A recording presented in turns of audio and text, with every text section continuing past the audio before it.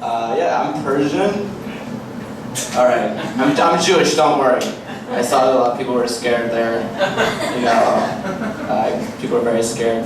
Jewish people are really scared when I walk into synagogues. Like, they're more scared there than when I walk into like an Israeli airport. It's just like the fear. They're just, I saw a rabbi walking really fast, and they just slowed down. He started staring at me, and I'm like, wow, I feel like a black guy in the 50s right now. Actually, I feel like a black guy today, really. But my parents are. Oh, Jesus Christ. How does this work? Okay. My parents are antique dealers, and they escaped Iran. Like, it's no joke. My mom had a really hard life, and I told us they really messed with her. So I spent like my whole life just vowing revenge against them and just taking a plane, and it sounds like kind of like a dangerous mission, but I always thought, what do I do with them? Should I be violent? Should I fly a plane at them? Should I waterboard them? But then I thought, you know what? I'll just give them a bar mitzvah. I just put a kippah on their head, make them read the Torah, and just watch a lot of Woody Allen movies. I think that'd be the best revenge.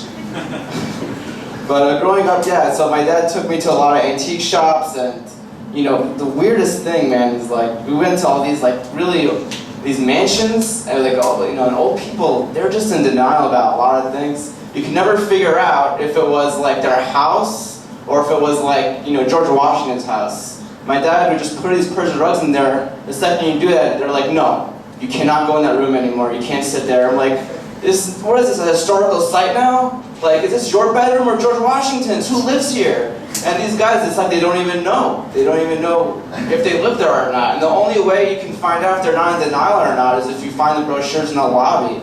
But half the time, there are no brochures there. So these guys actually believe that they actually live there. It's really strange. I also went to a lot of antique shops, and the old people there, I'm like, why are there always old people working there? Because you don't see any Brooklyn hipsters working at any real antique shops. It's always like the fake shit.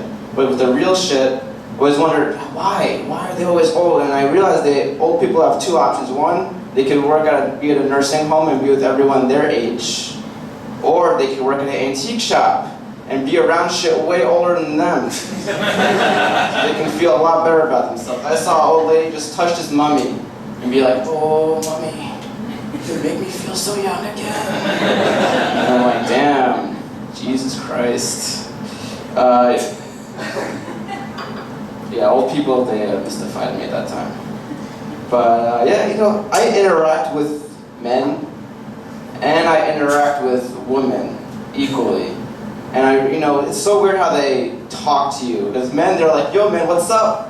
They always assume that you're in a good mood, that everything is alright, everything's consistent. But then when I talk to women, they're always asking me, how are you? And I'm like, whoa, Jesus, how do you answer that? Because you're going down a difficult path with what you answer. If you say you're good, they're going to be like, you're not great. But if you say you're great, they're going to just say, oh man, I'm not great. You want to make me feel better about myself? If you say you're bad, then you're screwed.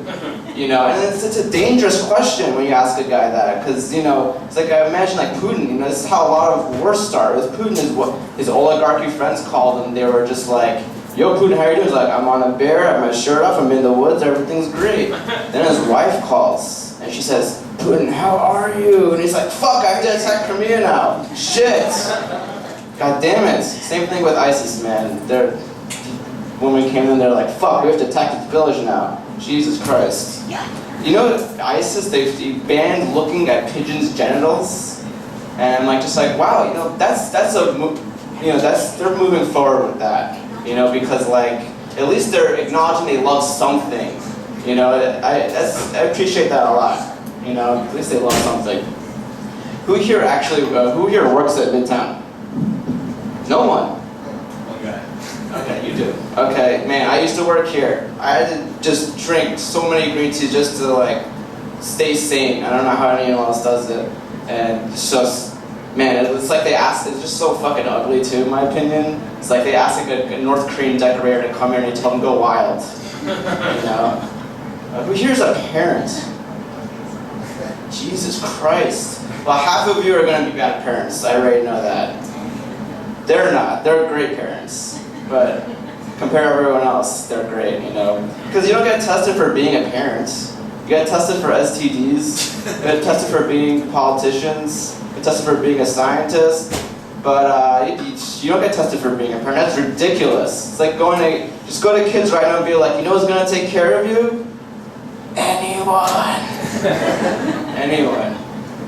You know, the only place the woman will tell you, you know, her real age is on the subway. Because they'll just, you know, they're like, oh shit, if I'm old here, I get shit. You know, and they just give me that look. You know, and they're just like, come on, I'm over 60. Let me sit. And I'm like, no. And they never get up. Ever. Because you can't reverse that. When you're out in the real world, you can't, you know, act old. If you act old in the real world, you come in that subway, okay. You know. Alright, that's all I got.